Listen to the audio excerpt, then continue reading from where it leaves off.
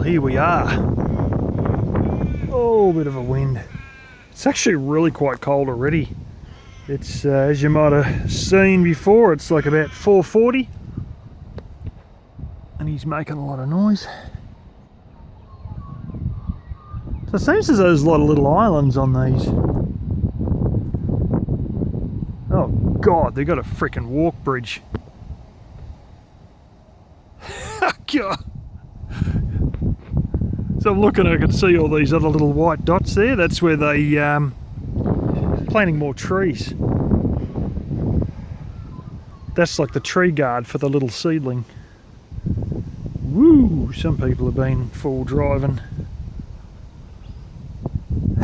Got all these on the signs. No camping past the next toilet. And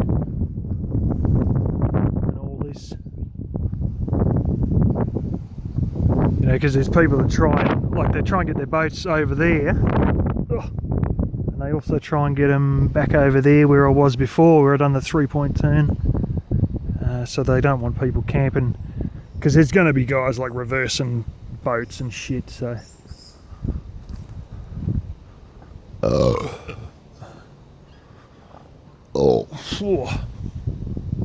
I noticed there's a couple of these, this looks like a little run-in creek or something. It's a water hen, I think I can hear. I don't think you're going to see me plates on it, on the old van.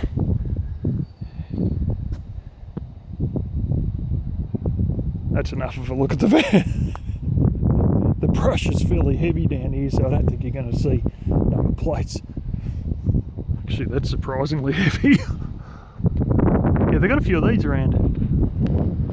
And there's a fair bit of chances, yeah, a couple of birds making use of that. I've seen a couple of them on the main drive as well.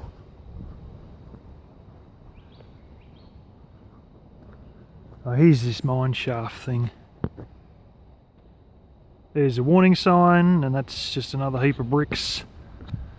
It's probably something to do with like the, you know, thing that drags the stuff to the surface, however they done it. Like I was saying, this is gold country here. It's guaranteed it's gold. They have, I don't know if it flows into this, but the story goes that they charge like a tax for incoming foreigners, because they're sick of all the Chinese turning up, and they had some excuse as to, you know, oh, the British Empire fucked us over, so we should be able to, you know, grab some of their wealth, blah blah. So they turned up, and the government was getting sick of them turning up and pissing off with all the gold back to China. And, you know, zero, whereas all the locals had a gold tax, and of course Chinese would just avoid it, you know, no speaker to English. So what they done was, to make a bit of money, they charged them as they landed on the boat. So there's like an entry fee in an attempt to get a bit of money. So they got smart, and they landed at the other state and then walked their way around and then come back to another set of goldfields near here. They were on the way to those other set of goldfields. They went down to a creek to get a bit of water for their pot to cook some rice or whatever the hell they were trying to cook, potatoes, whatever they laid their hands on. And apparently they went down with 2 buckets to get some water at this river, and I wouldn't be surprised if the river feeds into this. And so they seemed to be a long time down at the river. And they were. They come back with 2 buckets completely full of gold nuggets. Like, you know, we're talking like 2.5 gallon buckets, full to the top with gold nuggets. Both buckets. They managed to do that in about 20 minutes. They suddenly decided they didn't need to go further south to get to any gold fields, they'd just stay here. And so that's what they've done. So there's a real Chinese streak of history behind this town, because Chinese gold miners basically founded this town, more or less.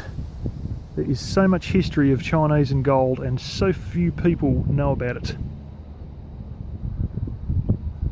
My gosh, this is a frickin' big lake. Now I think you might just be able to see. The sun's giving me shit here. I don't think you could see it, but about there somewhere. I can see myself, but it's not going to pick it up. That's the back end of the bloomin' pedophile prison, I think. Yeah. Got a lot of, oh, these are swallows. Yes, that's swallows on the surface there. We used to have a lot of those in Western Australia. Usually have sparrows at home, and you don't see that many swallows, but they're 100 miles away. Here we are.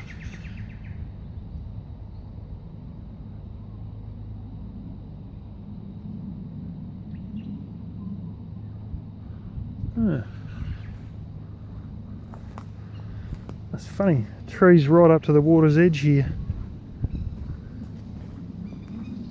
Might be river red gums.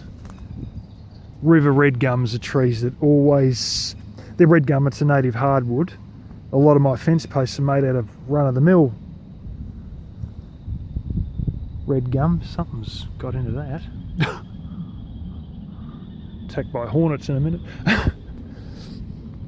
Yeah, a lot of fence posts I've had are made out of red gum, but there's a particular...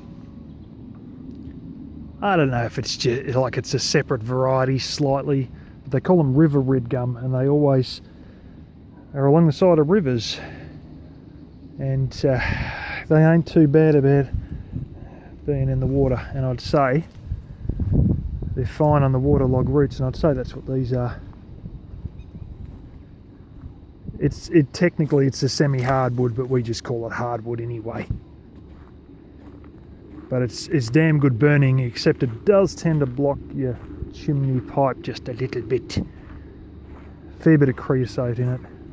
Not tons, but more than other hardwood. Oh yeah, there's a toilet block. Anyway, I got the porta potty. I think in the middle of the night I'm not walking friggin' 250 yards to that thing. Stuff that. Ooh, charcoal. Anyway, I think that, oh, that's a buoy out there. That red thing is tipped over. I doubt this is very deep because that's all reeds you can see there. There's quite a chance that, like, we've had a few rains, so it's probably... I don't know that this area's got rain, but I wouldn't be surprised at all.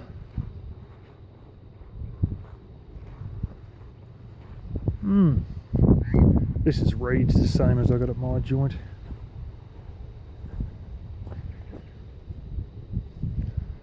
Aboriginals had a way they'd actually make it into, weave it into stuff. Sort of rub the fibres and piss around, I think they do. There's a different sort as well that's a bit harder they use. Anyway,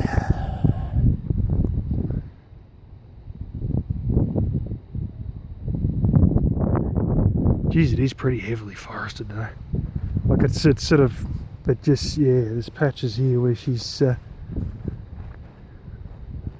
lot of these gold towns, what happened is they turned up and they needed... Chinese don't go underground with tunnels, but of course white people do.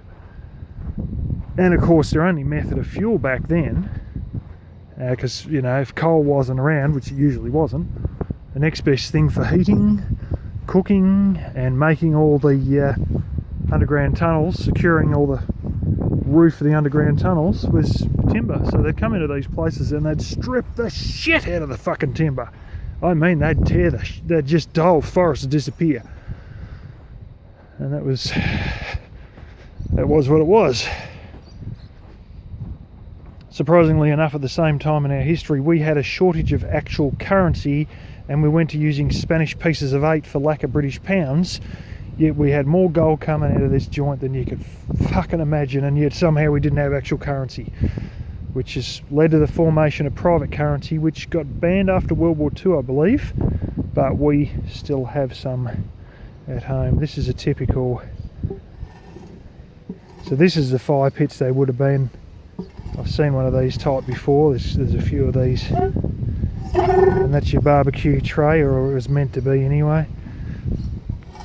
Doesn't help it's not level and it gets full of water. Yeah, I might have been able to fit a bit of wood in, but I didn't really need cockroaches in the van.